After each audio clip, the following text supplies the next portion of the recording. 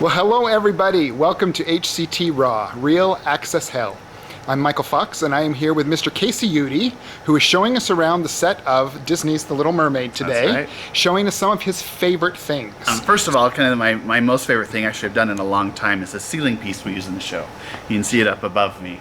I wanted to make this thing that I could capture light and feeling and mood throughout the show and have it kind of always be present.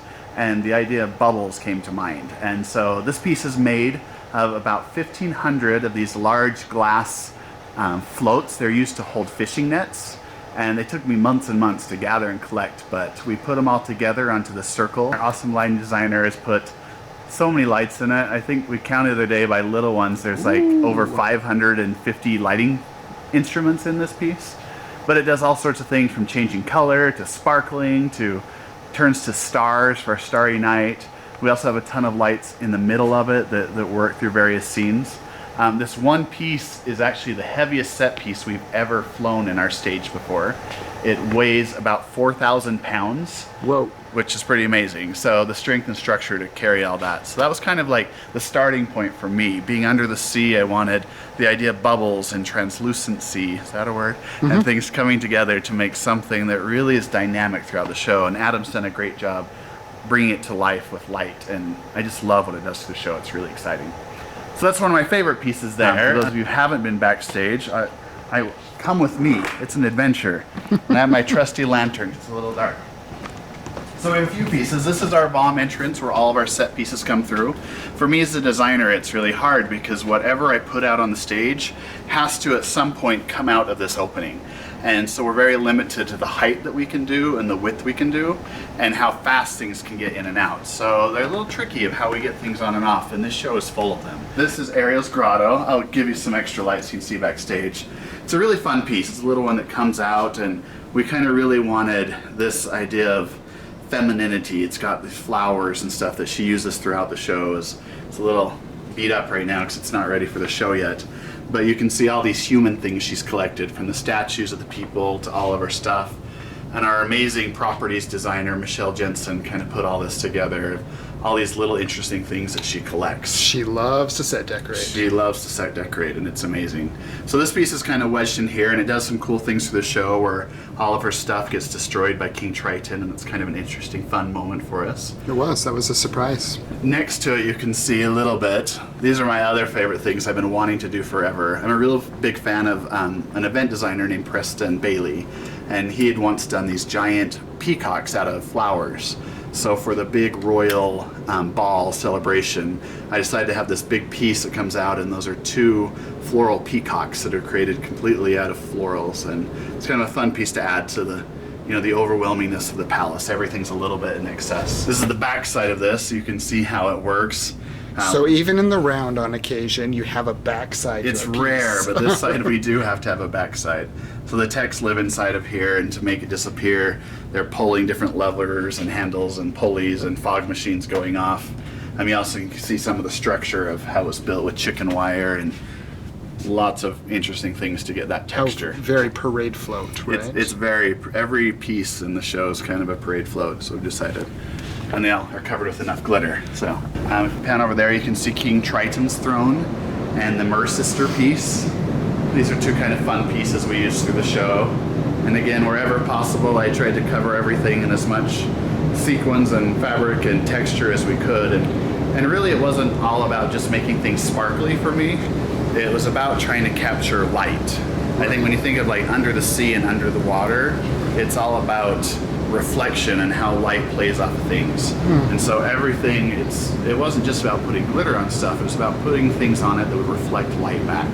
So that these set pieces, when light turns on them, stage light, they almost come to life and have a life of their own than just being a static piece. And it's a shame because on film, it's really not doing at all what it does when you're standing here. No. There is a lot of light refraction, and that's This piece very isn't well. quite preset too, but I love this one as it turns. This piece here, it looks almost like it has lights built into it. It really sparkles and shines. This one spins around a lot on our stage, so when I was going into it, I took that into account that it would be moving a lot. So like it has a motor in it or something? It doesn't have a motor, it moves on our stage. So there's a lot of things in this piece. It was all about movement. And some of the fun little props, Michelle, as you can see, she's used this to paint their fingernails. It's a little fish bait, which is fun. And this Which, is if you're on the front row, you can totally You can see these details of all this fun stuff they have. Well, underneath here, there's technicians that hide. So we had to make a space because they push it out like Flintstones. They move it on and off stage. It's really low-tech technology of how we move that piece. So this is going down into our pit. So you might not have been down here where everything happens. Our pit down here it's kind of a small space. Now, you have to tell me about these. These are our fun fish heads that our techs love. There's a few moments in the show where our entire stage is down. Yes, you can find Nemo in the show. And so the techs are moving things down in the pit. And they're completely in black. They have black masks on and everything. But I have them wearing these fish hats so that when the set pieces are moved around, you don't see the tech. It just looks like you see these fish swimming around moving the set. So awesome. It's a little thing. The kids loved it though. I know. I don't think that many people will catch it or see it, but it's kind of fun. A large piece as well. And when this comes out, it has some fun things inside of it. There's technicians inside of it who actually load up our aerialists who come out of it on silks. So they load inside of those little pieces inside of there and lift up. The constructing of this was kind of crazy and how to come up with it. It's a lot of different materials coming together to make it kind of work. And so I was really trying to replicate, on the show there's a certain amount of things that I wanted to just replicate the cartoon. So if you remember in the cartoon, all the Mer sisters appear in their shells at the opening. Right. So we took a little bit, this is their shell that they come up in, and we built, new for this show, a series of small turntables. So when the stage lifts up, each one of these is spinning on its own individual turntable. And it kind of looks like something out of an amusement park, like the Tilt-A-Whirl or something. So all 5 of them are spinning around and lifting up and down, and it's a really cool moment. It only lasts for literally 1 minute. It's a 62-second moment of the show. One more piece I'll show you. Adam's climbing out of it. We're doing some touches on it. It's Ursula's magic cauldron. So that you kind of see it down here how it's set. Say hi, Adam. Hey.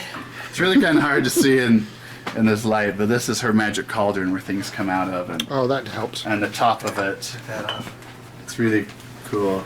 I lost my light, but her magic shell sits on top of this structure, and it's all these octopus tentacles and things, and you can see the rhinestones on it that were put on individually, and they're hand done, which is really cool.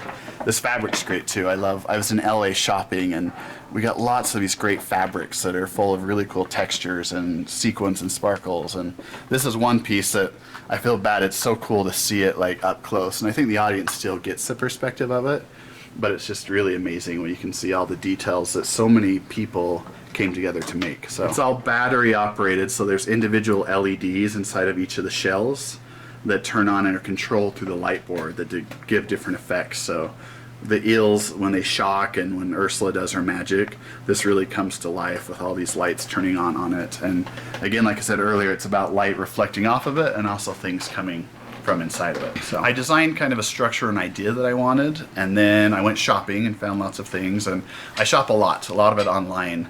Like the shells came out of San Francisco, all the balls you saw up on the piece upstairs were from India.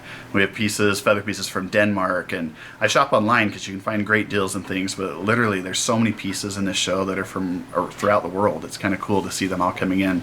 But I had an idea, and then I went and found pieces, and then I came together with my shop crew, and we took all these pieces and together crafted something. And it's kind of fun. It's more of a sculpture approach on this show because everything is so organic. It's not a chair or a table or desk. It's a coral piece or a seashell. I always said there's a lot of give and take and kind of trial and error of like, we've never made coral before, so how should we do this? And we would try some things and try another thing, and there's a lot of trial and error and kind of finding out the best methods and materials to do things. And it's kind of fun, kind of a fun process, different than we've done on many shows and figuring out this stuff. So sure, well, I'm telling you, it sure works. I've been watching the audiences just love it. And I think it's bright, colorful, big, awesome. You have all the iconic moments. People should come see A Little Mermaid, right? Oh, definitely. You don't want to miss this one. It was a lot of fun to put together. A lot of great hard work from so many people backstage who worked months and months on this one. And I really feel the audiences are not going to be disappointed at all in what they're going to see in the show. Awesome. Thanks, Kacey. You're welcome.